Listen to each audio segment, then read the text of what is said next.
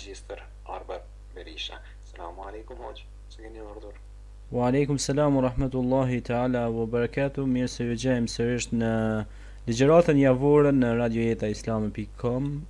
Me ju gjithmonë pra unë vëllau juaj në Islam, Imami Magjistër Arber Berisha, kënaqësi e veçantë pra që t'jemi sërish së bashku.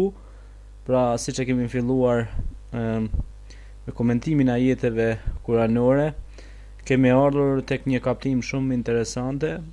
Pasi që kemi përfundu kaptimin e surës Yasin, kemi vendosur që ta marrim pra dhe të flasim diçka rreth surës El Kehf. Përderisa kjo sure ka shumë ndodhi, ka shumë ngjarje, dhe sigurisht të ngjarje dhe këto ndodhi na shfusin në mendime që të mendojmë më shumë qëllimin apo motën pse kemi ardhur në këtë botë, dhe na tregojnë se ky Islam nuk është i një grupi të caktuar, po ky Islam është i krejt njerëzve në përgjithësi. Se sikur të ishte ky Islam vetëm një grupi të caktuar, atëherë ku mbet puna? Ky Islam pra është për gjithë njerëzimin. Prandaj thot Zoti në Kur'an: "Ya ayyuhan nasu ubudu rabbakum." O ju njerëz, pra gjithë njerëzve thot pa përjashtim, adhuroni Zotin e juaj.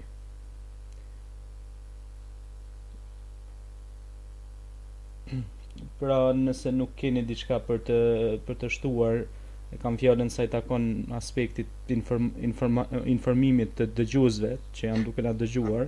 Në fakt do të informojmë të gjithë ata që janë duke dëgjuar radion që përveç se pyetjet tuaja që mund t'i shkruani, do të pas përfundimit të ligjërimit, që mund t'i shkruani tek rubrika kontakt në web faqen e radios, dhe ne me kënaqësi në pjesën e fundit të programit do të lexojmë pyetjet tuaja dhe do të mundohemi që bashkë ti zgjojmë edhe përgjigjet e hoxhës së nderuar ose këshillat që do të na jap.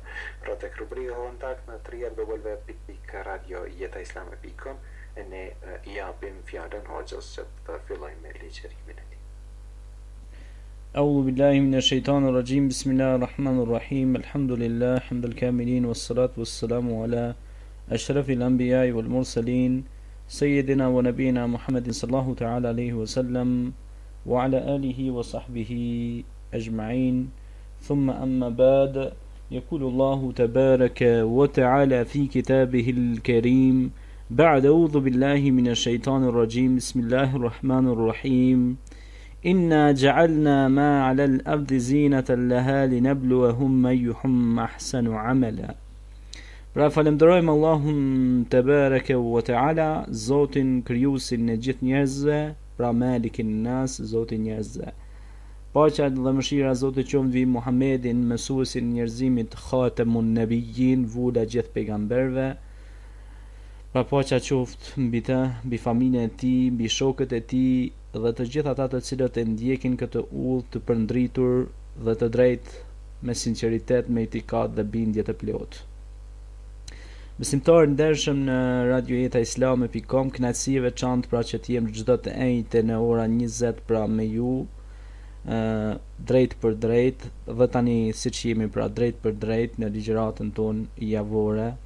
Kemi arritur pra në ajetin 7 të surës El Kehf. Pra siç e kemi filluar dhe siç kemi treguar se I madhi Allah subhanahu wa taala na jep shumë kuptime dhe shumë ngjarje në këtë sure dhe na tregon se kjo sure ka një mesazh të fuqishëm për ne si njerëz. Prandaj ne si musliman çdo xhuma duhet ta lexojmë këtë sure dhe të meditojmë rreth kësaj sureje. Surja El Kehf kuptohet pra se është prej sureve të cilat sure thrasin tauhid, njëshmërinë e Allahut në adhurim, dhe tregon ngjarjen e Musës me Hidrin, tregon ngjarjen e Ashabul Kefit, prandaj ka marrë edhe këtë emër për Ashabul Kefir Rakim, pra banorët, është fjala pra për banorët e shpellës. Dhe këtu përmendet edhe një personazh mjaft interesant që e ka emrin Dhulkarnein. Po ashtu banorët e kopshtit dhe shumë ngjarje të cilat do t'i trajtojmë me emrin e Zotit subhanahu wa taala në ligjëratat në vijim.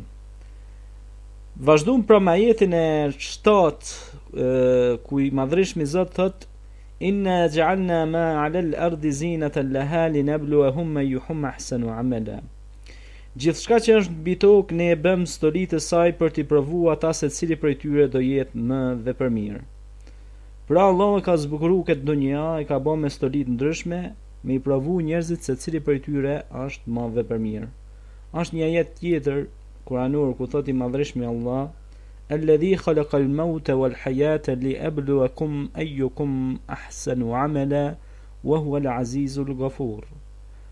Pra është Allahu xhalla shanuhu i cili ka kriju vdekjen dhe jetën për t'ju provu gjithë cilin për ju se cili është pra ma vepërmirë. Pra mi ju sprovu cili është ma çka vepërmirë, që bën vepra, pra që bën vepra ahsanu amala, pra veprat mira. Dhe ku ka njeri më të mirë se ai i cili thret në rrugën e Zotit madhrum. Po ku ka njeri më të keq se sa ai njeri që pengon nga rruga e Zotit madhruar.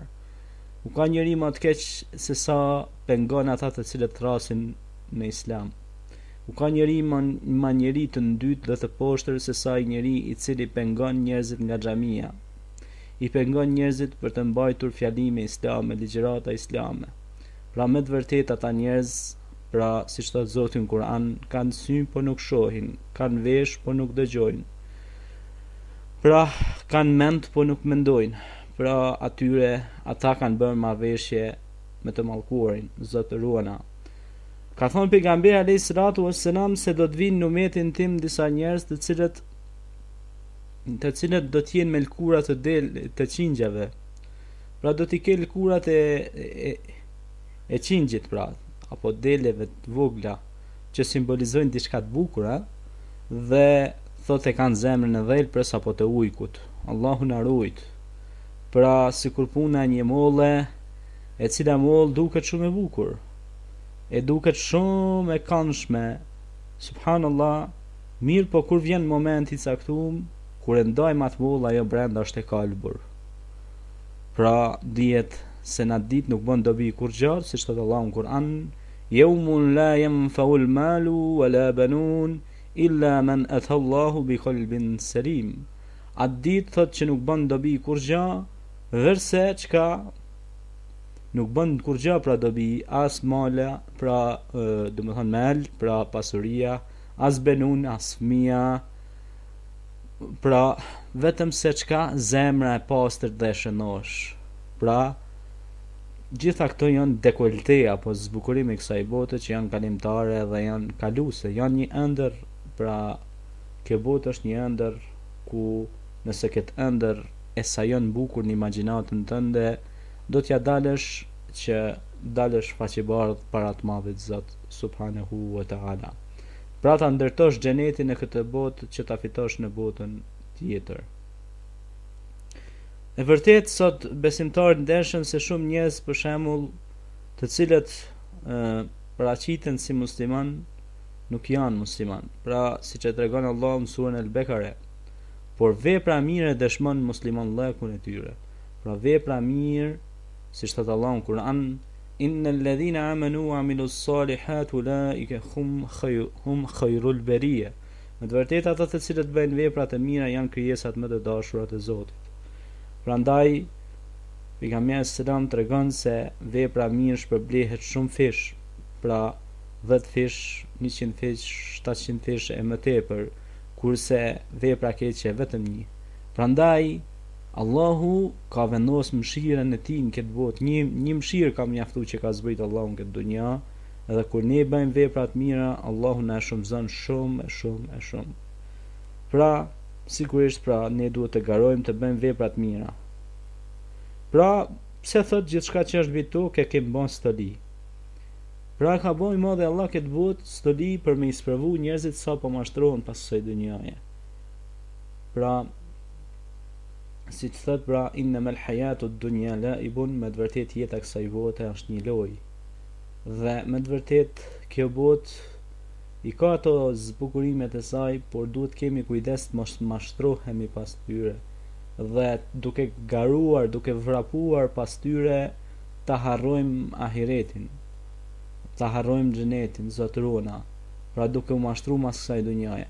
shembull një rast duhet ta tregoj nga jeta e Sulejmanit alayhis salam, tregohet ishte duke I pastruar disa kual, pra kuajt e tij që I kishte dashur shumë këta kuaj, dhe mendohet që I kalon pak vakti I namazit dhe duke I krehur ata kur I kujtohet që këta e mashtruan, pra këto kafshë të bukura e mashtruan në humbjen e kohës pak, pra në kalimin e kohës pak, tha: "A ju krijesa, Allahu ju drejtoft, me të vërtet nuk do të ndodh më kurrë që ju të më mashtroni mua dhe të më hutoni mua, sepse me të vërtet Allahu ka premtuar diçka shumë më të madhe, shumë më të mirë se sa ju." Dhe sigurisht pra kjo botë është e zbukuruar me qefe, mirë, po këto qefe janë kalimtare. Këto gjëra që janë këtë botë janë kalimtare. Prandaj shumë stoli që I ka lënë Allahu xhaleshanuhu mos na mashtrojnë. Prandaj shumë njerëz të cilët Allahu I ka çu pasuni të madhe janë mashtruar. Dhe janë njerëzit më të mashtruar. Pse? Sepse pasuria mashtron shumë dhe është sprovë e madhe ndaj njeriu. Ju e dini se ka thënë pejgamberi alayhis salatu wassalam, 50.000 vjet përpara do të hyjnë në xhenet të varfrit. Pse? Normalisht sepse ata janë sprovu më pak. Edhe pse pasuria është sprovë, por edhe varfëria është sprovë. Se me të vërtetë varfëria mund të shpije deri te kufri, siç thot pejgamberi alayhis salatu wassalam. Mirë, po pasuria është sprovë e madhe. Pse? Sepse ata të cilët e kanë pasurinë duhet ta japin zakatin 2.5%. Duhet të jenë të kujdesshëm, pra të jenë bamirësa, të japin rrugën Allahu xhaleshanuhu, sepse inna Allahe yuhibbul muhsinin. Allahu I don bamirësit. Pra Allahu I don ata të cilët japin hudal lil muttaqin. Prandaj thot ky Kur'an është udhëzues për të kanë, për të muttaqin, pra për bamirësit e devotshëm, për muhsinat, për ata të cilët japin edhe gjën më të shtrenjtshme për Zotin Teala, për Allahun fuqiplot. Siç ishte kush, ju e dini jetën e Ibrahimit alayhis salam që dashti ta jap birin e tij më të shtrenjtë Ismailin, gjën më të shtrenjtë, fëmijën e tij më të shtrenjtë që e donte shumë. Deshti ta jep të kurban për Allah, ta prej pra për kurban për hir të Allahut. Mirë, po ajo ishte sprov, pra. Si thot pra Allahu në këtë ajet, pra në ajetin 7 surës Kehf thot: "Inna ja'alna ma 'ala al-ardi zinatan laha linabluwahum ayyuhum ahsanu 'amala." Pra me ju provu se cili prej tyre do jetë më vepërmirë. Pra ishte një sprov edhe kjo për Ibrahimin alayhis salam, se sa I do të sakrifikonte për Allahun xhaleshanuhu. Dhe gjithçka që është mbi tokë, e kur është fjala që gjithçka që është mbi tokë, siç thash, inna ja'alna ma 'ala al-ardi zinatan laha. Pra çdo gjë që është mbi tokë janë edhe njerëzit. Mbi tokë janë edhe bimt, janë edhe kopshtet, janë edhe vreshtat.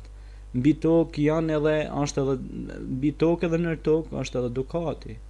Janë diamantet dhe xhevahiret. Është nafta, e cila naftë do të thotë ka shumë njerëz të cilët kanë fituar paratë më me pej naftës, mirë, po shkojnë për prostitucion, e çojnë parën e tyre në për immoralitet.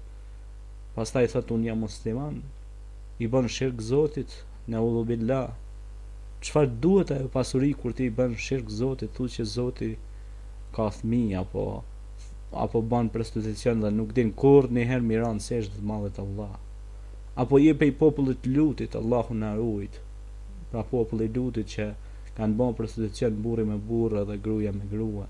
Si do të shëmohet raca njerëzore? Si do të shëmohet ky njerëzim kur vazhdojnë këto gjëra? Zoti na ruajt. Pra kjo është një sprovë e madhe, pra sigurisht njeriu është ardhur këtë botë dhe sigurisht sprovat janë të shumta. Sprovat janë të shumta, sigurisht Zoti na ruajt.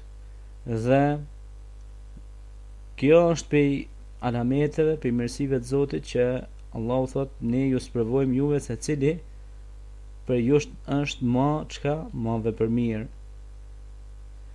Dhe sigurisht pra gjitha këto janë mirësitë të Zotit dhe duhet ta falenderojmë Allahun për të mirat që na I ka dhënë. Pra ky ajet na tregon se këto janë sprova dhe ne do t'ju sprovojmë juve me pasuri, me gjitha llojet e mundshme, me frikë, me gjitha siç thot Allahu në Kur'an, në surën e Bekare: وَلَنَبْلُوَنَّكُمْ بِشَيْءٍ مِنَ الْخَوْفِ وَالْجُوعِ وَنَقْصٍ مِنَ الْأَمْوَالِ وَالْأَنفُسِ وَالثَّمَرَاتِ وَبَشِّرِ الصَّابِرِينَ. Pra ne do t'ju sprovojmë juve pra me pasuri, me fëmijë, me frikë, me varfëri, me gjitha pra, por do t'i përgëzosh durimtarët, siç tha pejgamberi selam, as-sabru di'an, pra sabri është shkëlqim, është dritë, është nur. Tha Ibn Qayyim al-Jawzi, tha sabri, pra sabri, durimi dhe fitoria janë vëllezër, dhe fitoria janë vëllezër të pandarë. Pra sabri është një kalo e pa mposhtur, është një kalë rrace që nuk ditë ndalet. Pra subhanallah, pra gjitha këto duhet me bë maturi dhe durim me pas për me arrit tek veprat e mira, me i duru sprovat e shumta që janë këtë botë mbi sipërfaqen e tokës. Pastaj thot i madhreshmi Allah: wa inna la ja'iluna ma 'alayha sa'idan juruza. Ne kemi për ta bërë gjithçka që është mbi të dhe pa bim, shkatrojmë çdo gjelbrim. Pra, i madhi Zot po na tregon se këto sprova, këto sene, keni kujdes se janë akute, janë të përkohshme. Dhe kur të vijë momenti i caktuar, apo koha, apo çasti i caktuar, e ne thot do të shkatrojmë gjithçka që është mbi të, kemi e bë pra pa bim. Çdo gjelbrim, a keni pa për shembull, fjala vjen për shembull kur vjen vjeshta ose dimri, për shembull, nuk shem më bin mbi sipërfaqen e tokës, sidomos tek ne ku bëhet dimri fort, nuk she bim as gjelbrim, nuk she më mbi sipërfaqen e tokës. Por vjen pranvera, dalin lulet, çelin pemt, tash për shembull kanë filluar tek ne çelin pemt. Për shembull, shikoni pemt se si kanë çel, subhanallah, vetëm po të mendojmë rreth këtyre gjërave, po të ecim nëpër bijësh, nëpër malet e larta, dhe të shikojmë ato mirësitë e Zotit, sa shumë Allahu xhaleshanu ka bën mirësi, për shembull ke liçene, lumej që janë bën direkt pra që ka krijuar Allahu, dhe bim që bin edhe gjëra ndryshme, subhanallah. Këta janë një leksion i mirë dhe janë një mësim i mirë që na me meditu. Dhe pastaj kur vjen vjeshta nuk i shohim më, thahen vyshkën, edhe i merrera dhe zhduken, nuk i shohim më me sytë tonë. Pastaj prap rilindin, pra ringjallën, subhanallah, kështu është shembulli i ringjalljes. Pra Allahu në çdo gjë, pra është e lehtë.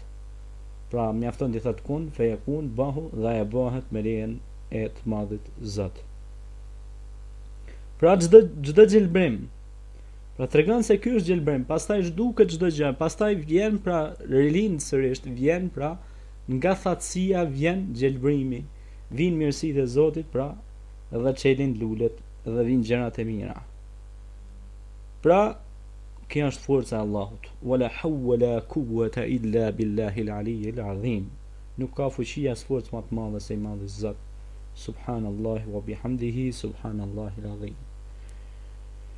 Pastaj pra kur na i tregon gjitha këto ngjarje, i Madhi Allah subhanahu wa taala po na tregon se çdo gjë që është mbi tokë e kem bë stoli, pra si malet, lulet, vreshtat, lumejt, liçenet, detrat, oqeanet, bimt, kafsht, njerëzit, e shumë gjëra të tjera që i shohim me sytë tanë, edhe që nuk i shohim shpeshherë me sytë tanë të kufizuar, që mund të jenë pas një kodra, apo mund duhet hecim drejt tyre dhe t'i zëm ato, t'i marrim ato, t'i absorbojmë, t'i thithim ato, t'i marrim ato, t'i përpunojmë ato, për shembull pej bimve, pej pemve, apo pej vreshtave, të mielluave, gruri, për shembull drithi e tjerë, gjitha këto pra, të cilat janë për të mirën tonë dhe na shërbejnë neve, pra ka dashur i Madhi Zot që me i bë për ne të përshtatshme në tokë. Me i bë tokën pra djep, me i bë tokën djep ku ne kemi gjitha të mirat, kopshtet edhe gjërat e ndryshme. Dhe pra fuqia e Madhit Zot arrin që nga hiç gjëja të bëj gjën, dhe nga gjëja të bëj hiç gjën, dhe anasjelltas. Pastaj vazhdon pra ajeti kuranor dhe tregon për Ashabul Kefin, pra që vetë kjo sure ka marrë surja Al-Kef për banor që të ka një tregim shumë domethënës për banorët e shpellës. Am hasibta anna ashabal kafi war rakimi kanu min ayatina ajaba. A mos mendove ti se ata të vendosurit e shpellës të rrekimit ishin nga mrekullitë tona? Pra, kjo është një lloj pyetje që ju bëhet edhe atyre që lexojnë pra Kur'anin dhe studiojnë Kur'anin, po edhe gjithë njerëzve në përgjithësi dhe historisë civilizimit botëror dhe historisë qytetërimit botëror dhe gjithë njerëzve, shkencëtarëve, studiuesve, teologëve, imamëve, haxhlerëve, muezinëve, njerëzve vicioz, studiues dhe gjithë njerëzve në përgjithësi pra dhe besimtarëve dhe muslimanëve të thjesht pra ju tregoni madhe Allah dhe thot am hasibta an ashab al-kaff wal-rakim kanu min ayatina ajaba. A mos mendove ti se ata të vendosurit e shpellës dhe rekimit ishin nga mrekullitë tona më të çuditshme? Pra, fjala muxhize, ne e dim se fjala muxhize është mrekulli pra. Apo diçka që është mrekulli, ne e dim se mrekullia është diçka jashtëzakonshme, që ndodh vetëm me lejen e Allahut fuqiplot dhe kur don Allahu xhaleshanu. Apo ndodh përmes pra njerëzve të dashur të Zotit, me lejen e Zotit kuptohet gjithmonë. Pra dhe ndodhen këto mrekulli me lejen e Allahut fuqiplot. Për shembull, nuk ishte mrekulli që Isa alayhis salam me lejen e Zotit ringjallte të vdekurit. Apo a nuk ishte mrekulli për shembull që u nda hana kamër, hana pra u nda për pejgamberin alayhis salam për t'u dëshmuar atyre njerëzve që ndahet hana me lejen e Allahut subhanahu wa taala. Ishte mrekulli. Pra zbritja e sofrës të Isa alayhis salam që ja kërkuan Benu Israilit zbritjen e sofrës, a nuk ishte mrekulli? Pastaj për mrekullive të Zotit, a nuk ishte kur Yunusi ishte në barkun e peshkut në 3 errësira Allahu e shpëtoi kur tha la ilaha illa anta inni kuntu minadh dhalimin. Pastaj a nuk është mrekulli që të qëndrohet 300 disa vite, pra si që i bjen gati 3 shekuj e më shumë, 3 shekuj ose 4 shekuj, të qëndrohet në shpellë, të qëndrojnë në shpellë këta djemë dhe të mos vdesin. Por Allahu xhaleshanu u tregon, pra vazhdojnë ajetet edhe kanë shpjegimet e tyre, mjaft domethënë se këto janë pra thot pe mrekullive tona. E kef kur përdoret fjala am ahsibta an ashab al-kaff janë shok të shpellës. Kef pra këtu shpaloset çështja aty të strehuvëve në shpellë. Pra ishte një nga mrekullitë e Zotit, po jo dhe më rëndësishmja, sepse në faqet e kësaj bote ka mrekulli që ja kalojnë kësaj, mirë po kjo është një ndër mrekullitë e Zotit. Kef i thuhet shpellës. Rekim, sipas disa mufesirinëve mendohet se ishte pllaka e gurit në cilën ishin gdhendur emrat atyre që u shehen në shpellë. Ka mendime se kodra ose lugina ku gjendej shpella quhej rekim ose fshati nga ishin gjelmoshat quhet ashtu. Komentuesit e Kuranit e përshkruajnë ngjarjen kështu: një farsunduesi i quajtur Dekianus, pas kohës së Isait alayhis salam që sundonte në qytetin Tarsus, tash në territorin e Turqisë, detyronte njerëzit të adhurojnë një lloj statuja e çdo njëri që e besonte Zotin një ai e mbyste. Këtu është fjala për një grup djelmoshash të moshës shumë të re. Vendosin të mbesin besnik fesë së drejtë, pra besimit monoteist unitarian, andaj bashkuan dhe ikin drejt maleve ku kishte shpella. E rrugës u bashkuat dhe një bari me qenin e vet, e shkojnë e hynë në atë shpellë. Në mëngjes kur dëgjon sunduesi për ikjen e tyre, u vihet prapa me ushtri deri te hyrja e shpellës. Por asnjë prej tyre nuk pati guxim të hyjë në të, andaj vendosën t'ia mbyllin hyrjen me gurë të mëdhenj e t'i lënë të vdesin nga uria pra këta gjelmosha. Pas lutjes që i shprehin Zotit xhalla xhelaluhu xhallashanuhu, ata i kap gjumi dhe qëndruan fjetur shumë vjet. Si duket hyrja në shpellë ishte nga veriu, andaj nuk i kapte dielli as në mëngjes as në mbrëmje. Qeni kishte vënë kokën mbi 2 këmbët e para të shtira sikur rrinte gati për mbrojtje të menjëhershme. Pra dhe kjo është një mrekulli e madhe, për të mos u lënduar njëra anë e trupit të tyre. Zoti me fuqinë e tij i rrotullonte sa në të gjatë e sa në të majtë. Kur u zgjuan nga gjumi, ishin u rritur dhe menduan se kishin fjetur tërë ditën ose pjesën më të madhe të saj, e dërguan njëri në qytet t'ju blej ushqim duke porositur që të mos bjerë në sy e të zbulohet. Kur hyri në qytet u habit, pse nuk ishte ai që kishte qenë dhe nuk njihte asnjë njeri. E bleu ushqimin, e kur ja dha shitësit monedhat e argjendit, ai u habit dhe i tha: "Prej nga këto, pra këto monedha, pra se ju duken monedhat shumë të çuditshme." Aty u grumbulluan pra njerëzve, po i shikojnë të hollat dhe të habitur i thanë: "Se mos ke gjetur ndonjë thesar të hollash?" Ai u betuan Zotin se nuk ka gjetur, po janë të hollat e tyre. Ata i thanë se ato të holla janë të kohës së sundimtarit Dekianus. Atëherë djaloshi pyeti: "Ç'është puna e Dekianusit?" Ju përgjigjen se ai ka vdekur shekuj më parë. Atëherë u tregon për rastin e tyre, banorët e qytetit e lajmërojnë sunduesin e qytetit, i cili ishte besimtar i mirë. Sunduesi së bashku me ushtri e popull shkoi te shpella. Ata në shpellë dëgjuan zhurmën dhe hingëllimin e kuajve, menduan se i ka rrethuar Dekianusi. Andaj u ngriten e po i lutën Zotit. Sunduesi hyri brenda, i gjeti duke lutur, e kur e kryen lutjen, ai përqafoi që të gjitha i njoftoi se ai beson një Zot, sikurse dhe ata, e se Dekianusi ishte zhdukur. Dëgjoi fjalët dhe ngjarjen e tyre dhe kuptoi se Allahu i zgjoi ata për të qenë çështja e tyre një argument për njerëz. Pastaj i zuri gjumi dhe vdiqën, e njerëzit thanë: "Do t'ju ndërtojmë atyre një faltore aty." Pra, gjitha këto janë prej alameteve, prej mirësive të Zotit, ku tregohet pra ngjarja këtyre ashabul kefit wa kimi kanu min ayatina, pra që janë prej shenjave tona, thot Allahu në Kur'an. Pra, em hasibta an ashabul kefi wa rakimi kanu min ayatina ajaba, dhe këto janë nga mrekullitë tona më të çuditshme dhe më të habitshme. Pra, me të vërtetë është një çudi e madhe, pra si të flihet gjumë me shekuj dhe pastaj të ngjallet edhe. Pra, kjo është edhe ka edhe një mrekulli të madhe, e ngërthen vetveten e saj një mrekulli të madhe, për arsye se këta djelmosha ishin një sfidë për kohën e atëhershme.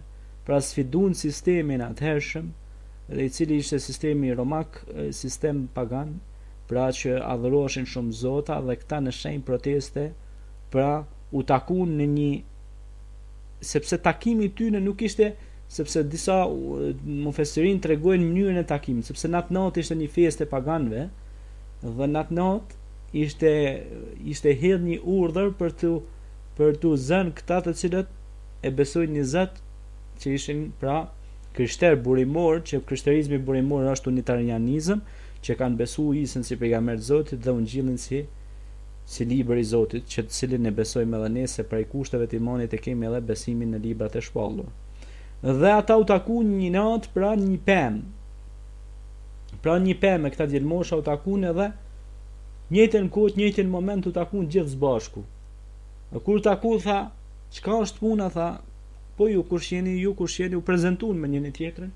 Tha, çka ju ka qitë në këtë kohë, në këtë orë, në këtë çast, në këtë moment te kjo pemë? Than se Dekianusi kështu është duke i luftu pra besimtarët që besojnë një Zot, por në përhap shirku me të madh, dhe na nuk pajtohemi me shirkun, me paganizmin, po besojmë një Zot, besojmë Allahun xhaleshanuhu, dhe nuk pajtohemi me atë sistem tan të vlerave. Pra bën një shenjë revolte, proteste, se nuk e dëshironin shirkun, po e dëshironin adhurimin e Zotit një. Dhe aty ishin taku të gjithë bashku, u takun edhe u njoftuan me njëri tjetrin. Pastaj vendosën që të gjithë bashku shkojnë edhe vendosen në shpellë, edhe me lejen e Zotit, kur të vjen momenti çasti me bën edhe davet, edhe me përhap dinin e Allahut kudo qoftë. Dhe mu taku me njerëzit fsheftas me ja mësu dinin.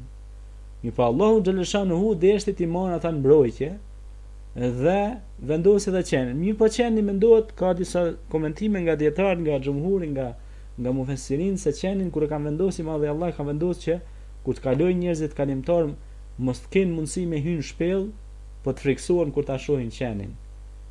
Edhe qenin e vendosi si një lloj protektori apo një lloj rojtari të shtëpisë së shpellës së këtyre djetmoshave. Mirë po, mirësia e Zotit subhanahu wa taala, e cila shpaloset pra në ajetet në vim, për shembull treguohet rasti kur ata rrotulloheshin herë në krah të marrë herë gjallë.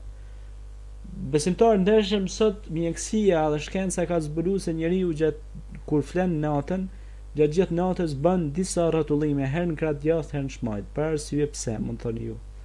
Ndoshta edhe pa vetëdijshëm kur jemi në gjumë i bëjmë ato rrotullime. Pse? Sepse po trinte njëri non stop në një krah do të kishte mundësi për do të formoheshin të kurrje, do të muskujt do të bllokoheshin. Zotëruna. Pra kjo është mirësia e Zotit që i rrotullonte në krah. Pastaj mirësia e Zotit pra është se kjo është mrekulli, e prej mrekullive ne marrim mësime. Pastaj vazhdon ajeti i 10 me radhë dhe thot idh awal fityatu ila al-kaff faqalu rabbana atina min ladunka rahmatan wa hayyin lana min amrina rashada. Kur gjelmoshat u strehun shpellë thanë o Zoti ynë na dhuron nga ana jote mëshirë dhe na përgatit udhëzim të drejtë në tërë çështjen tonë. Pra kur u strehun shpellë thanë Zot na dhuron mëshirë. Allahumma arhamna. Pra Zot mëshirona, ne shpesh lutemi edhe vetë thomi Rabbana atina min ladunka rahmatan. Kështu pra u luten ata thanë, o Zot na mëshiron mëshirën tënde, na merr mbrojtjen, protektoratin tënd, mbrojtjen tënde. Ku ka më mbrojtës të mirë se Allahu subhanahu wa taala. Ne për shembull namaz, çka thomi? Pra ne thomi, pra i thomi Allahut që na ndihmoj, na udhëzoj, na drejtoj. I thomi ihdina siratal mustaqim, udhëzona, drejtona në rrugën e drejtë. Pra i lutemi Allahut që të na mëshiroj, o Allah na mëshiro, o Allah na udhëzon, na drejto. Dhe këta djelmosha u lutën dhe thanë na dhuron nga ona ju të mëshirë dhe çka tjetër lypen ata? Çka lypen tjetër? Lypen edhe udhëzim të drejtë në gjithë çështjen e tyre.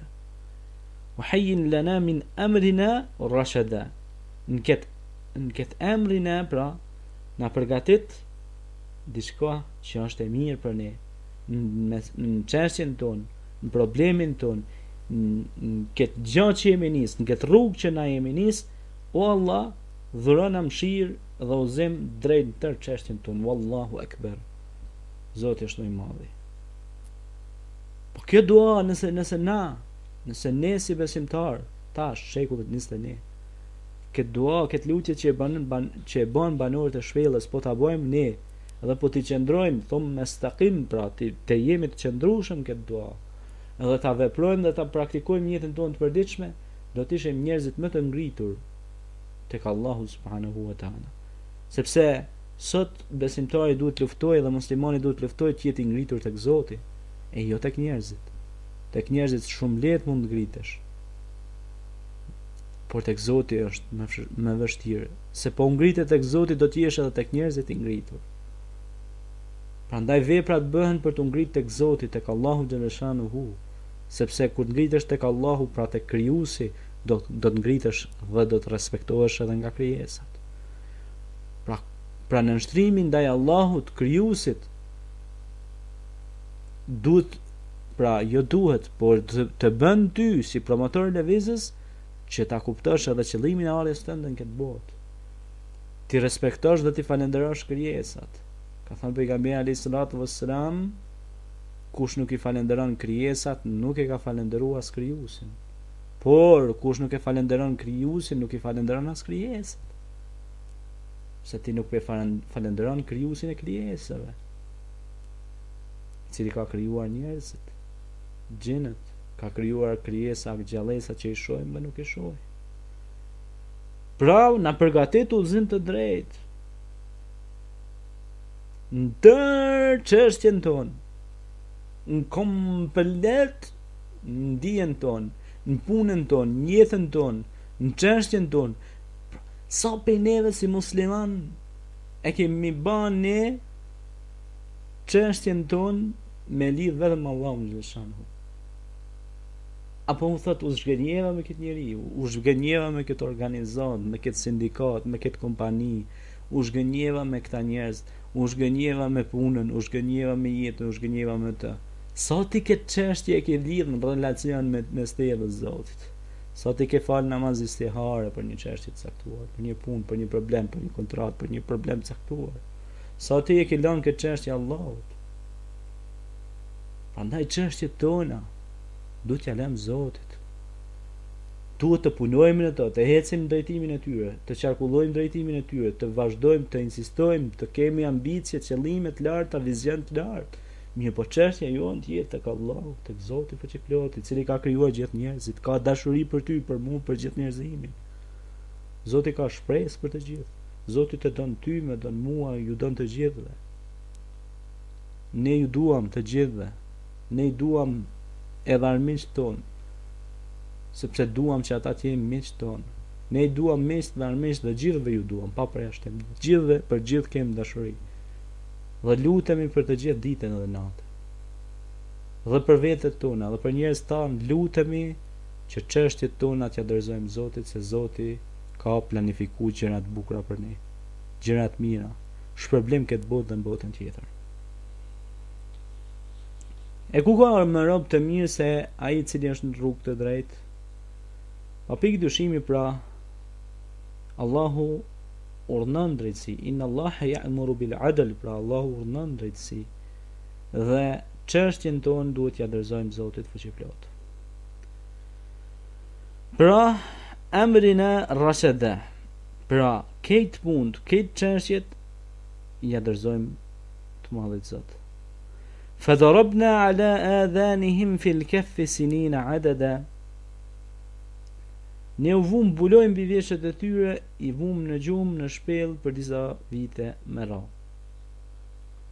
Pra, mbulojmë mbi veshët e tyre, Allahu e din më së miri këtu, mirë po, mbuloja tek veshët e tyre ka kuptime shumë dha, në atë kuptimin që mos të kenë probleme, zhurma, gjëra caktuara që mos të kenë probleme. Pra të flenë që mirë po imani, besimi ka qëndruar në zemrat e tyre. Deri në momentin si në atë vend është përhap Islami, besimi një Zot. Pra Allah i ka marrë këta si argument dhe shembull që Allahu nuk e lën tokën e tij pa besimtar që besojnë një Zot, që janë imanli. Në atë moment kur zhduken besimtarët, atëherë kjo botë do të marrë fund. Nuk do të ekzistojë më kjo botë kur nuk ka më besimtar në këtë botë. Pra në vum bulojmë mbi veshët e tyre, i vum në gjumë në shpellë për disa vite me radhë.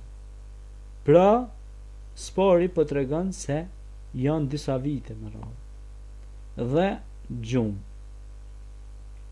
Gjumë e tyre ishte një gjumë pra i cili mendohet sikur është gjumi për shembull si thomi ne në gjuhën e mjekësisë, gjumi që është një gjumë kardiak apo si ta quajmë asisoj, mirë po është një gjumë që Allahu e din më së miri çfarë gjumi, mirë po sikur gjumi normal është, mirë po një gjumë që mos me pas ata kur problem, mos me vdek pra, me kanë si gjallë, por me kanë gjumë me pushu. Pra, Zoti e din këtu pra, kjo është mister, kjo është enigëm, edhe është pej fshehtësive të Madhit Zot që Allahu e din më së miri. Pastaj pra, kjo është një model, një shembull se edhe pse këta ishin në gjumë e majten besimin e tyre. Se ka njerëz të cilët bijnë me fjet, edhe kur zgjohen mëngjes nuk janë musliman. Prandaj duaja e njohur është kur të flesh pra, kur të flesh mos e prit mëngjesin. Prandaj kur të flesh kur bish me flajt, çka bonja siç e boni Umeri që tha llogaritni veten përpara se të llogaritni. Para se të llogaritni. Pra Umeri llogariste punë ditore, bilancin ditor, sa un kam bën sot punë të mira. Sa un kam gabu. Dhe cilat ma kanë kalu punë të mira apo të këqija. Pastaj njeriu duhet mendoj të punoj sa më shumë punë të mira me shpresë që të arrijë tek mëshira e Zotit dhe ta mëshirojë Allahu subhanahu wa taala. Dhe ka për njerëzit që bind flen dhe vdesin edhe në gjumë. Po ka për njerëzve që ju del gjumi, po ka për njerëzve që ju del edhe gjumi shumë vonë. Po ka shumë për njerëzve që janë fjetun, po kur të vdesin ju del gjumi pra. Si thot pejgamberi alayhi salatu wassalam, an-nasu niyam, idha ma matu intabahu. Njerëzit thot janë gjumë, kur të vdesin, pra ju del gjumi, por atëherë është tepër vonë. Dhe pra kjo është thot pej fedarabena, kur përmendet fjala darabe është do thot nëse marrim përkthimin bukfalisht do thot rrahje. E rrahje është këtë rast është rrahje një problemi të caktuar apo paraqitje një problemi të caktuar. Ku këtu në këtë rast përdoret më shumë për mbulim, fedarabna ala adhanihim fil kaffi sinina adada. Pra mbulim i veshëve të tyre dhe vunja tyre në gjumë për disa vite më radhë. Thumma ba'athnahum li na'lama ayyuhal hizbayn, pra thumma ba'athna li na'lama ayyul hizbayni ahsa lima labithu amada. Pra pastaj ata i zgjum prej gjumit për të parë se cili prej atyre dy grupeve është më preciz në njësimin e kohës sa që ndrun gjatë. Pra masnej i zgjum pra për gjumi, po tregon pra masi flejtën për shumë vite me radhë, i zgjum thot për gjumit dhe me shni ata pra me diskutu, me fol me njëri tjetrin, dhe me pas se cili prej atyre dy grupeve është më precis, pra më i sakt në njësimin e kohës për llogaritjen kohore, kohën, distancën, sa që ndrun, sa nejten aty, me diskutu ata me shtin me menu. Dhe pastaj vazhdon ajeti i 13 me radhë dhe thot, nahnu nakussu alejke naba'ahum bil haqqi innahum fityatun amanu bi rabbihim wa zidnahum huda. Ne po të rrëfejmë thot sakt çështjen e tyre, pra ata ishin disa djelmosha, kishin besu Zotin e tyre, e ne atyre edhe më shumë u ashtuam bindjen. Keni pa që njëri që është në rrugën e Zotit, Allahu e forcon edhe më shumë në rrugën e tij. I jep shpresë, i jep dashuri më shumë, i jep bindje, i jep zuhd për kushtim. Wa zidnahum huda, dhe i shtuam ata pra, u ashtuam atyre hidajetin, udhëzimin, huda. Dhe për emrave të Kuranit është huda. Pra ky Kuran është udhëzues, ka e vërteta, ka e drejta, ka mirësia, ka morali, ka drejtësia, ka bamirësia, ka sinqeriteti, ka besnikëria, ka adhurimi, udhëzim ka adhurimi, udhëzim ka besimi, udhëzim ka gjithë, pra udhëzim huda. Pra nahnu nakussu alejke naba'ahum bil haqq. Pra ne po të rrëfejmë sakt çështjen e tyre. Po me drejtësi, me hak, po të rrëfejmë sakt çështjen e tyre. Innahum fityatun amanu bi rabbihim. Pra ata ishin disa djelmosha që kishin besu Zotin e tyre. Pra ishin besimtar. Besonin Allahun. Pra për kushteve të imanit është besimin Allahun. Ra'sul amri, pra gjëja më elementare, ky që është besimin Allahun. Dhe këta ishin për besimtarë. Pra kishin besu Allahun subhanahu wa ta'ala. Dhe Zoti Teala ja ushtoi edhe më shumë bindjen dhe besimin dhe itikadin dhe bindjen ndaj tij. Kjo pra ishte me të vërtet mirësi e madhe që ata qëndruan stoik të palëkundshëm në rrugën e Zotit fuqiplot. Ne inshallah do të shkojmë pra një pushim të shkurtër dhe do të vazhdojmë me pjesën e dytë të ajeteve 14-15 dhe pastaj do të vazhdojmë pjesën e tretë përsëri pas një pushimi me pyetje përgjigje në adresën tonë. Jemi rikthyer në transmetim në vazhdim të këtij emisioni të sonshëm.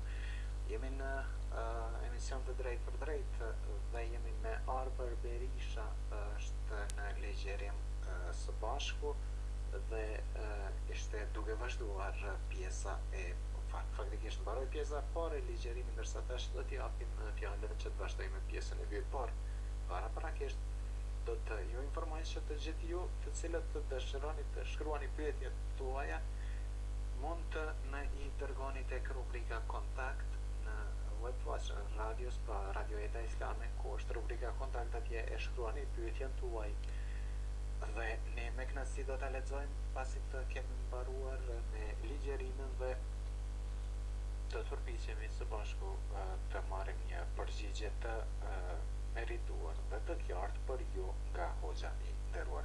Kalojmë linjen tek hoxha i nderuar Arbar Berisha dhe ne rikthehemi në ndërkohë. Bismillahirrahmanirrahim.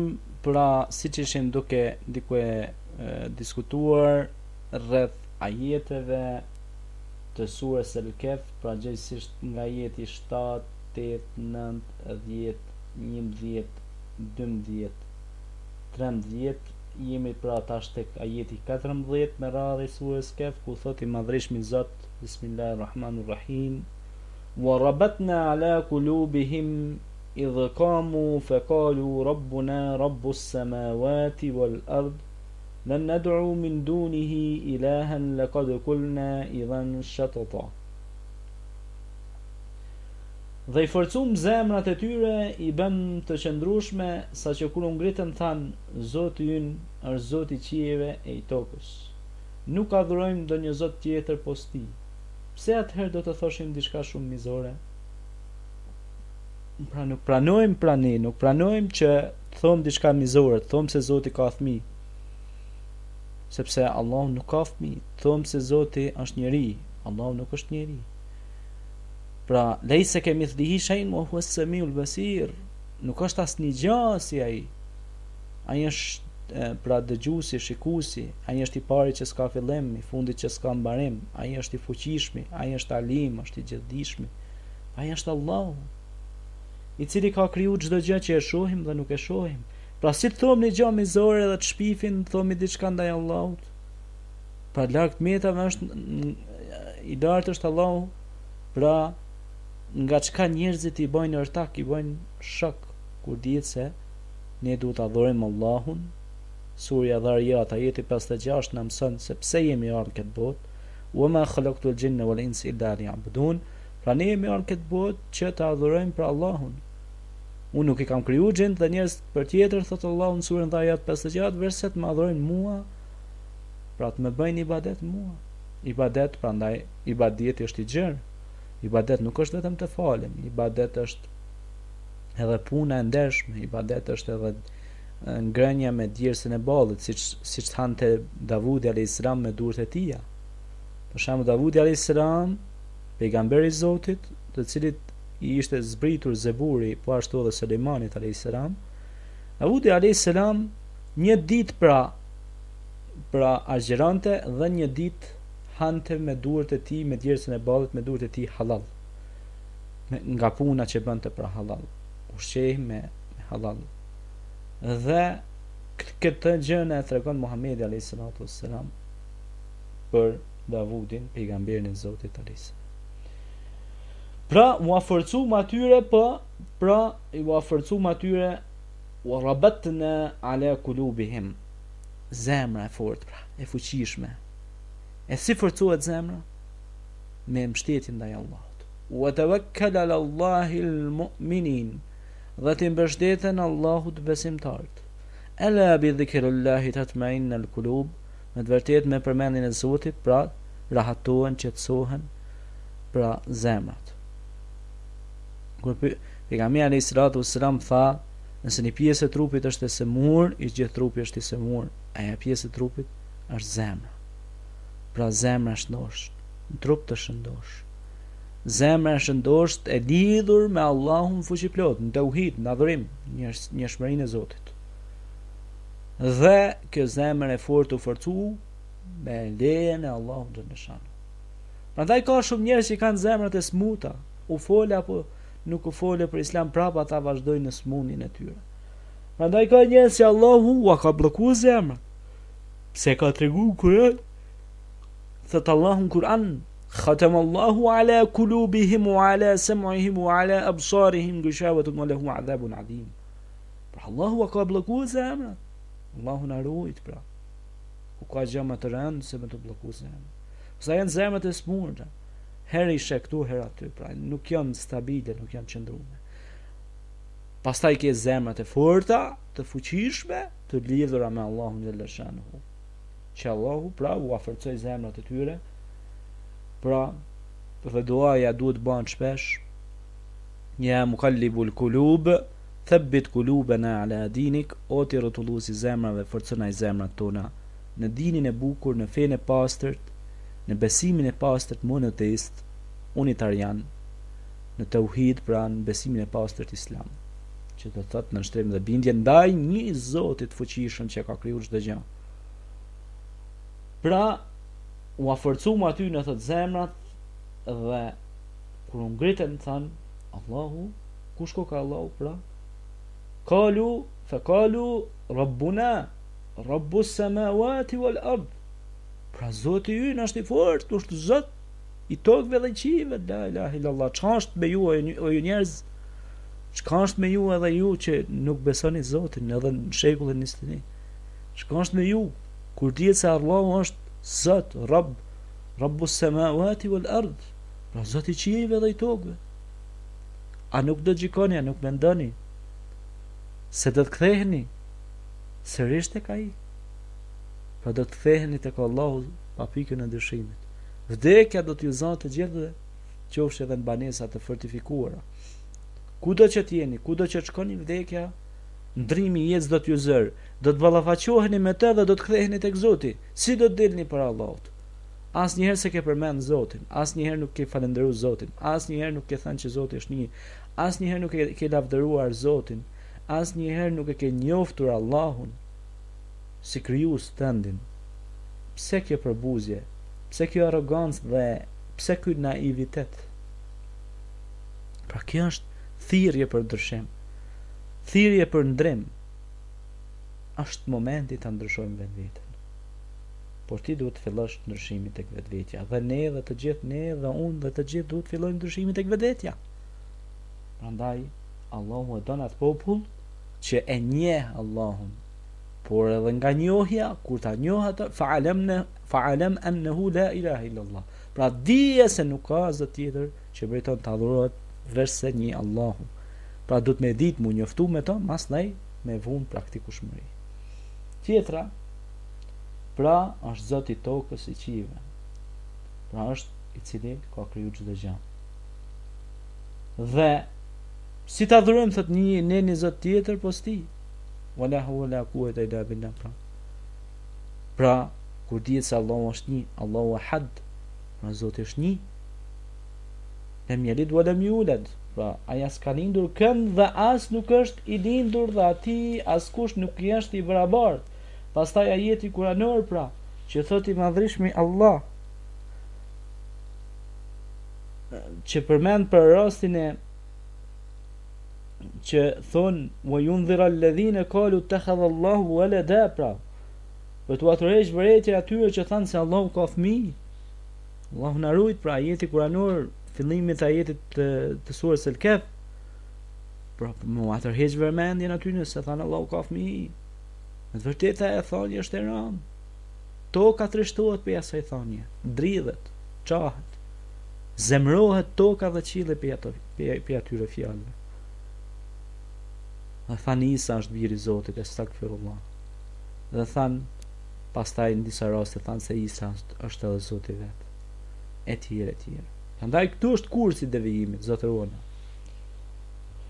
Prandaj këta u shmangën pe atij besimi dhe pe atyre besimeve të shumta që adhuronin Marsin, Jupiterin, Venerën, edhe adhuronin statuja, adhuronin gjëra ndryshme dhe thonin ky është Zoti i luftës, ky është Zoti i dashurisë, i erosit, ky është Zoti kështu, Zoti ashtu. Estagfirullah, pra prodhun zota, si në kohën e Umer ibn al-Hattabit, kur Umeri ishte në periudhën ende të ignorancës, thotë në gjathat vjen thotë për qesh, por edhe për çaj thotë. Pse thotë ne i marronin thotë zotat me durët tona, që kjo është thotë për çajt. Thotë marronin i marronin pe hurmeve, por ajo që më shtinte me kesh ishte thot që më kujtuat thot ishte se un zotin e hurmave që e mbaroja erdhi një njeri dhe hangër, tha ky koka zoti ata që s'po koka joft me rujt veten e vet, ky koka zoti ata që s'pas ka mundësi me rujt veten e vet, un pe ha ata. E këtu thot vinte me qeshtët nga ignoranca, thot se me të vërtet ishim në një ignorancë të thellë. Dhe erdhi Kur'ani, fjala e Zotit, i dërguar i Zotit Muhamedi alayhis salatu wassalam, që nuk flet nga vetja e tij. Wa ma yantiqu anil hawa in huwa illa wahyun yuha. Pra Muhamedi alayhis salam nuk flet nga vetja e tij, por veç prej asaj që frymëzohet prej Zotit, me inspirim, me shpallje, me kumtesë, me lejm. Pra dhe e mësuam vërtetën, elhamdulillah, pra na udhëzoi në drejtoi Malli Zot. Pra, pastaj vazhdon pra ajeti 15 me radhë dhe thot: Ha ulai qaumun attakhadhu min dunihi alihatan law la ya'tuna alayhim bi sultanin bayin. Faman adlamu mimman iftara ala Allahi kadhiba. Këta populli ynë kanë besu zotat të tjerë posa ti. Pse pra nuk sillen ndonjë argument të qartë për ata? A ka më mizor se ai që shpif gënjeshtër ndaj Allahut? Pra Allahu nuk i dën gënjeshtar. Ata që adhurojnë statuja, ata që adhurojnë varreza, ata që adhurojnë bestytni të kota, adhurojnë gjëra të pavlera, adhurojnë gjëra të cilat nuk sjellin as dëm as dobi, sepse dëmi dhe dobia janë prej kujt? Pra janë prej Allahut xhalla shanuhu, khairihi wa sharrihi min Allahi ta'ala. Çdo e mirë dhe e keqe pra vjen prej Zotit, por njeriu duhet ta përgatis veten që mos bëj vepra të këqija, sepse çdo e keqe që u godet, thot Allahu në Kur'an, është si pasojë e veprave të juaja. Pra Zoti na ruajt, është si pasojë e veprave të juaja. Pastaj thot këta popull kanë besu zota të tjerë posa Allahut. Dhe këta ishin, pra këtu treguohet monoteizmi i këtyre djalmoshave, besimi i sinqert në Allahun një Zot, pra ishin unitarian. Unë kam bërë një studim për këtë çështje, kam shkruar një artikull mjaft interesant për këtë çështje. Si të artikull e gjeni tek shkrimi im më i ri, Islami dhe arkeologjia, mund të hini në Google search dhe shkruani Islami dhe arkeologjia, magjistri Imam Arbër Berisha, dhe aty kam shkruar për ngjarjen e Ashabul Kefit edhe në dimensionin historik, shkencor, publicistik, edhe nga ana e krishterëve çka kanë shkruar burimet e tyre, muslimanët, Kurani, pastaj analizat, arkeologjia, problemet, fenomenet e ndryshme. Unë kam shkruar për këtë gjëna, ku kjo temë Islami dhe arkeologjia me emrin Allahut subhanahu wa taala do të jetë në librin tim të ardhshëm, që është gati në përgatitje sipër, Islami për te i shkencës titullohet libri, dhe do të thot aty unë tregoj rastin e Konstantinit, pra, dhe perandorit tjetër, që këta dy pra kishin poshtë një luftë, pra luftë për pushtet, dhe këta dy pra tregohet se kanë jetu pra thujse në ato periudha, pra në ato kohra, por kjo ngjarje e tregohet, por jo vetëm Ashabul Kefit, po këtu merret edhe një analizë tjetër e dy personazheve interesante që shfaqen edhe në kohën e, do të thotë, është fjala pra për Shën Florin dhe Laurin, ku unë aty e kam trajtuar problemin e Shën Florit dhe Laurit, dy figura mjaft interesante, subhanallahu, edhe këto, dhe cilët kam gjetë shumë fakte që këta u takojnë unitarianëve, pra besuesve në një Zot. Dhe për këta treguohet qartë problemi se edhe këta ishin monoteist, pra besuan një Zot. Për shembull, një ndër gjërat që ndihmon, pra për shembull është numizmatika që ndihmon, pra është numizmatika dhe monedhat. Në këtë rast përmenden monedhat edhe tek Ashabul Kef. Për shembull përmenden mbi shkrimit e dedikuar dy unitarianëve monoteist, siç ishin Flori dhe Lauri këtu në Olpian tek Prishtina, dhe niveli ullet nga të mijat e tepër ta pranojë pra çdo lloj besimi, siç ishte Konstantini, herë ishte pagan, herë krishter. Mirë po Shën Lauri dhe Flori vdeqën në bik, jo kish me kryq pra. Bazilikat nuk janë kish me kryq. Pra ishin besimtar, besun një Zot, unitarian dhe Isën si pejgamber, ashtu siç besun pra ashabul Kefi, që u larguan me besim të pastërt monoteist nga paria romake dhe shoqëria e dështuar e kohës, dhe u mbyllën në shpellë e Allahu i mori mbrojtjen e tij. Licini financoi ndërtimin pra, Licini pra ndori Licin, e financoi ndërtimin e tempullit të idhujve pagan, mori vesh se Lauri dhe Flori po ndihmonin të varfrit në Ulpian. Në Ulpianin me rrethin dhe po thynin idhujt, çka kjo përkon me historinë e pejgamberit Ibrahim a.s. dhe Isa a.s. Kjo e hidhroi Licinin, i cili i hodhen pus, dhe Florin me Laurin, pra në bunarën pus, dhe ranë shahid, duke luftuar paganizmin. Kjo ka ndodhur këtu në Dardani pra. Një fakt shumë interesant është se bashkëperandori i Konstantinit, Licinius, ju bashkua Konstantinit lëshimin e dekretit të diktit Milanës, pra shikoni paftyrsinë e tij, dyftyrsinë e tij në vitin 313, që ligjëroi pranimin e të krishterëve në perandorinë romane. Të dy perandorët përmes ediktit Milanës shpallën se kemi vendosur të garantojmë respektimin e kultit hyjnor, të sigurojmë të krishterëve e gjithë të tjerëve që të ndjekin lirisht çdo lloj forme besimi që të pëlqejë, me qëllim që çdo hyjni që banon në qije të na ndihmojë ne e të gjithë ata që janë në pushtetin tonë. Pra sipas burimeve kishtare, në kohën e perandorit Hadrian, prej vitit 117 deri në 138, u persekutuan mësuesit Prokuli e Maksimi e pastaj edhe nxënësit e tyre Flori e Lauri. Vendi i martirizimit është Ulpiana, Prishtina e Dardanis.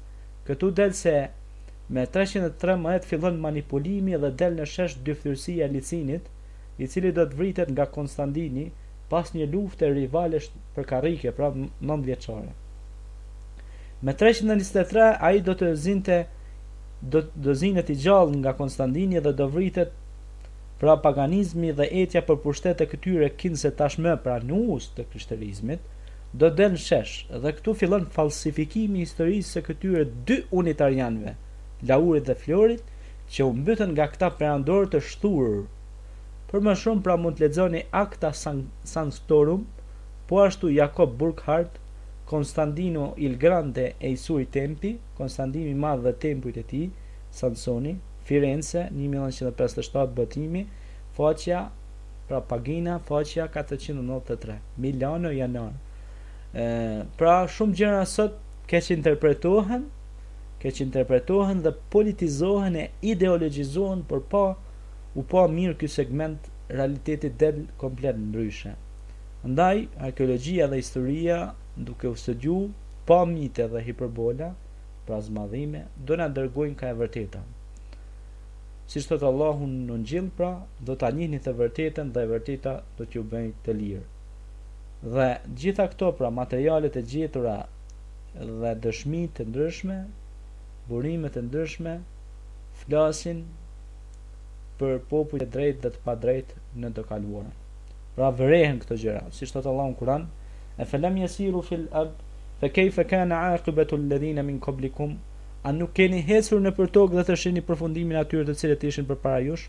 Dhe ky është një mësim shumë i madh pra historia e Ashabul Kefit, se si pra u bën këto dredhina nga perandorët e asaj kohe dhe se si këta djelmosha bën pra sakrifikun çdo gjë dhe treguan se ata adhurojnë vetëm Allahun xhaleshanu dhe i bindën vetëm Allahut dhe qëndrojnë të pa lëkundshëm në rrugën e Allahut të madhëruar.